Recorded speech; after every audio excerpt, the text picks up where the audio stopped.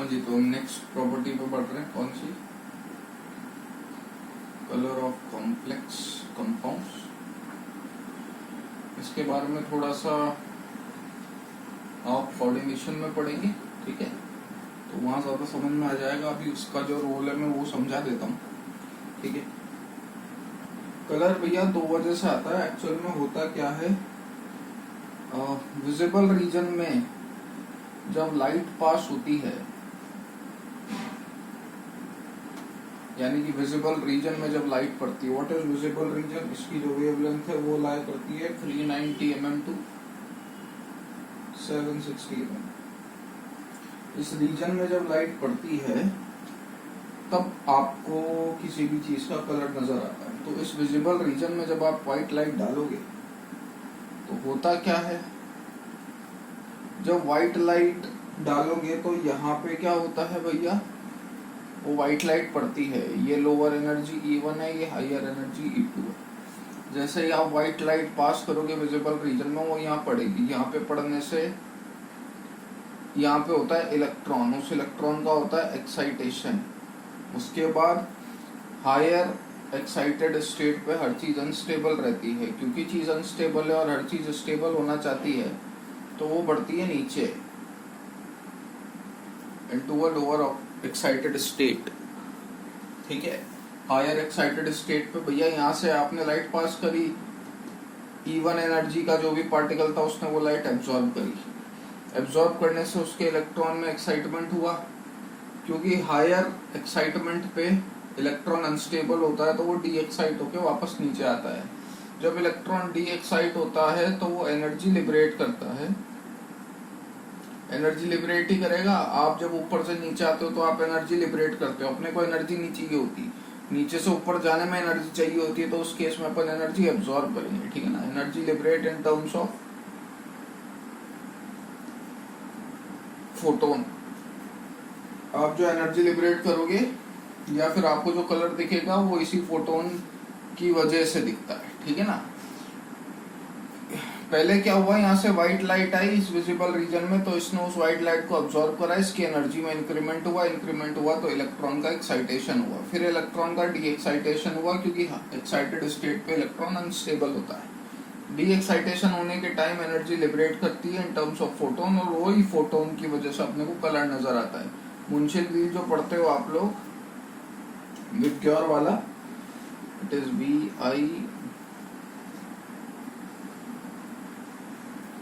BIBGYOR, मुंशियल wheel बोलते हैं इसको। नाम नहीं सुना होगा, पक्की बात है।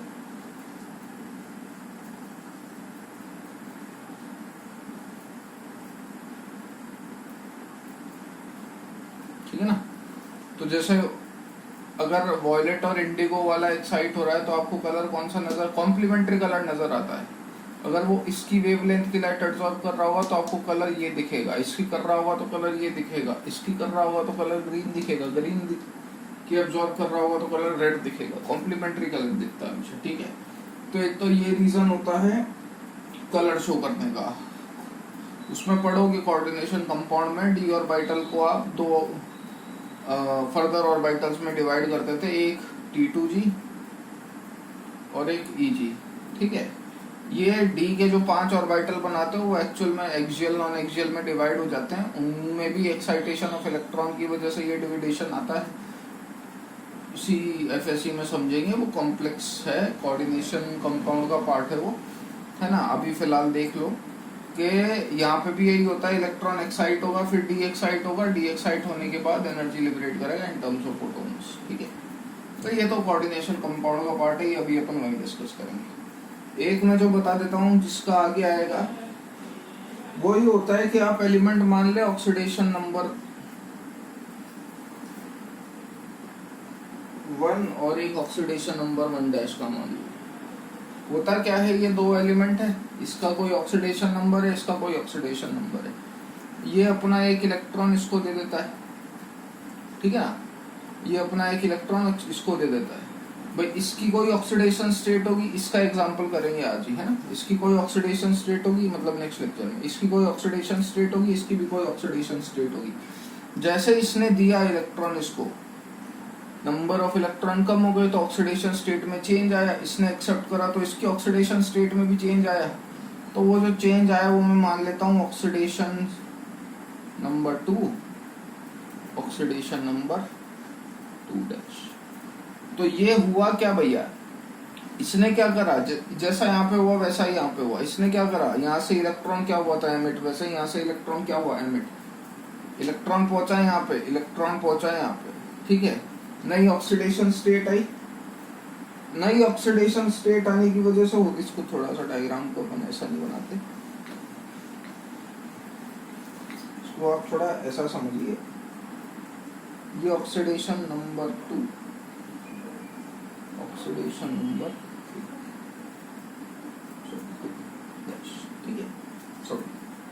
हुआ क्या, ये ऑक्सीडेशन नंबर 1 था, इसने इलेक्ट्रॉन लिबरेट करा,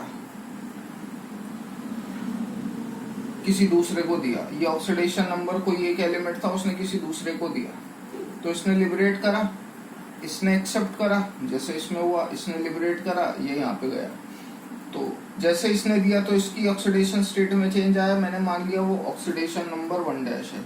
इसने एक्सेप्ट करा तो इसकी ऑक्सीडेशन स्टेट में भी चेंज आया, मैंने मान लिया वो ऑक्सीडेशन नंबर 2 डैश है।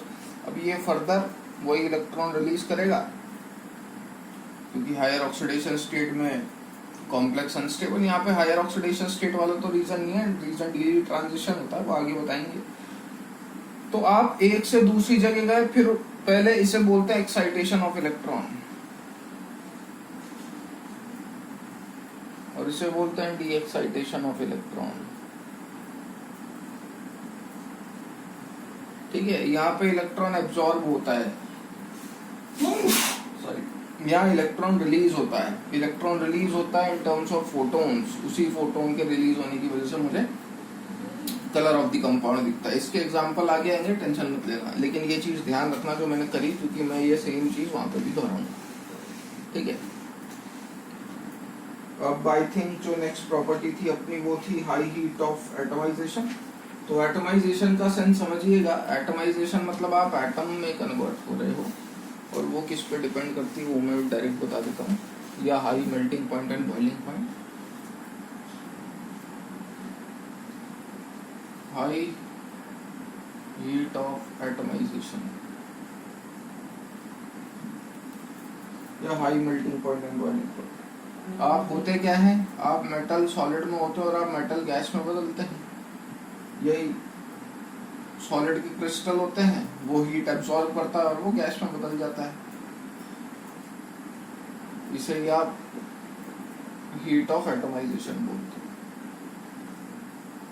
यानी कि मेटल का एटम में बदलना इज नोन एज एटमाइजेशन, ठीक है। ट्रांजिशन एलिमेंट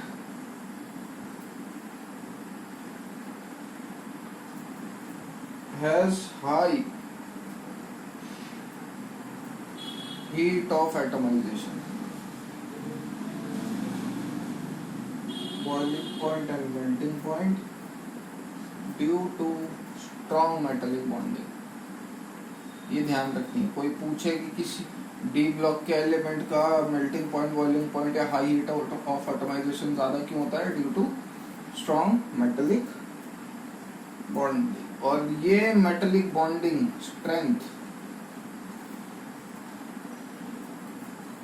डिपेंड करती है नंबर ऑफ अनपेयर्ड इलेक्ट्रॉन पे। जितने ज्यादा नंबर ऑफ अनपेयर्ड इलेक्ट्रॉन होंगे उतनी ज्यादा बॉन्ड स्ट्रॉन्ग बनेगा, उतना ही ज्यादा बॉन्ड स्ट्रेंथ होगी, उतना ही ज्यादा मोलर हीट ऑफ एटमाइजेशन होगा, उतना ही ज्यादा बॉइलिंग पॉइंट होगा, उतना ही ज्यादा मेल्टिंग पॉइंट होगा। तो आप जानते हैं डी ब्लॉक में maximum number of unpaired electron किस में आएंगे, तो बहुत सारे बेवकूफ जवाब दे देंगे मैग्नीज, गलत। Ar 4s1 3d5, chromium 4s में 1 और d5, 6 अनपेयर्ड इलेक्ट्रॉन है मैक्सिमम। 3D में सबसे ज्यादा बॉइलिंग पॉइंट, मेल्टिंग पॉइंट और हाई हीट ऑफ एटमाइजेशन होता है इसके ग्रुप के सारे एलिमेंट्स का, ठीक है।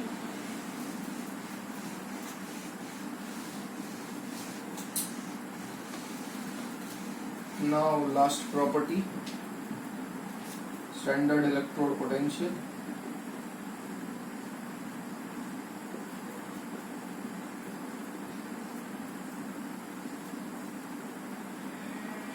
इसके अंदर क्या है भैया, मैं रिडक्शन के टर्म्स में बात करूंगा। देखो जब आप m प्लस n से इलेक्ट्रोकेमिस्ट्री में पढ़ ही चुके हो, m जाते हो तो ये होता है रिडक्शन पोटेंशियल, लेकिन जब आप m से m प्लस n जाते हो ये होता है ऑक्सीडेशन पोटेंशियल। मतलब Zn से Zn प्लस 2 जाना इज ऑक्सीडेशन, Cu प्लस 2 से Cu जाना इज रिडक्शन। ठीक है ना, लॉस और गेन ऑफ इलेक्ट्रॉन, ये समझते होंगे। खैर सपोज मैंने एक इक्वेशन लिख रखी है, मैं रिडक्शन पोटेंशियल के टर्म में बात कर रहा हूँ, जैसा कि मैं बात कर चुका हूँ, फिर भी ऑक्सीडेशन के टर्म में समझा देता हूँ। चलिए बात समझिएगा। हालांकि जो ताम झाम वो मैं रिडक्शन के टर्म्स में बताऊंगा। जैसे आपके पास एक इक्वेशन है ये, ठीक है, ये आपने एक इक्वेशन लिख रखी है। अब एक्चुअल में ये प्रोसेस 3 स्टेप्स में होता है। थर्मोडायनामिक्स में होपफुली पढ़ चुके होंगे। पहले मेटल सॉलिड मेटल गैस में बदलेगा, फिर मेटल गैस का आयनाइजेशन होता है और फिर उसका हाइड्रेशन होता है।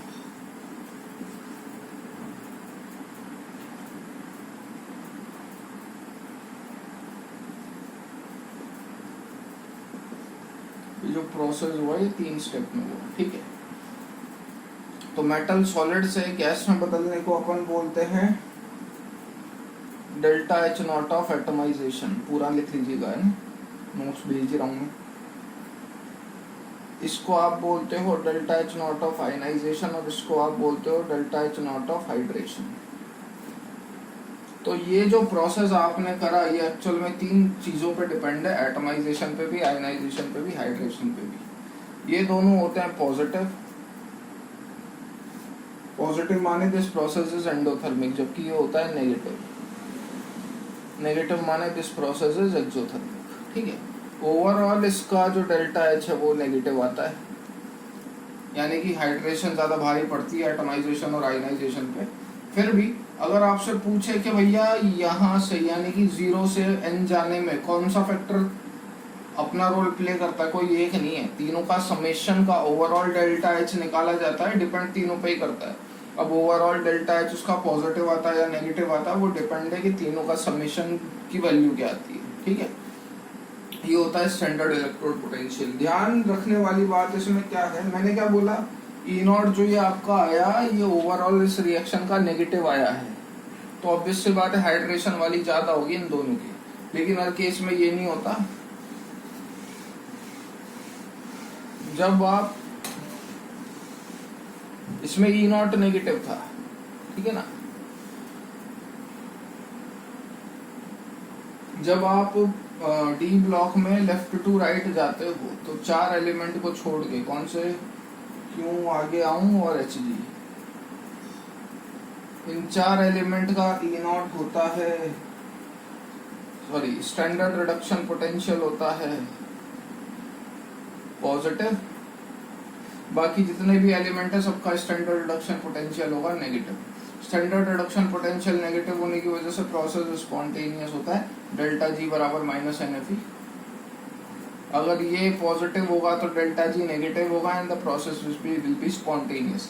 अगर डेल्टा जी ग्रेटर देन 0 कर दोगे तो process will be non spontaneous. इनके लिए वो जो स्टैंडर्ड रिडक्शन पोटेंशियल है वो पॉजिटिव आता है। ठीक है, ई नॉट रिडक्शन जब लेफ्ट टू राइट जाओगे तो वो बढ़ेगा, और यही 4 एलिमेंट है जिनका पॉजिटिव आता है, बाकी सबका नेगेटिव आता है। ठीक है, ये ध्यान रखिएगा। यहाँ पे आपकी फिजिकल प्रॉपर्टीज होती है खत्म। From next we'll talk about the reactions.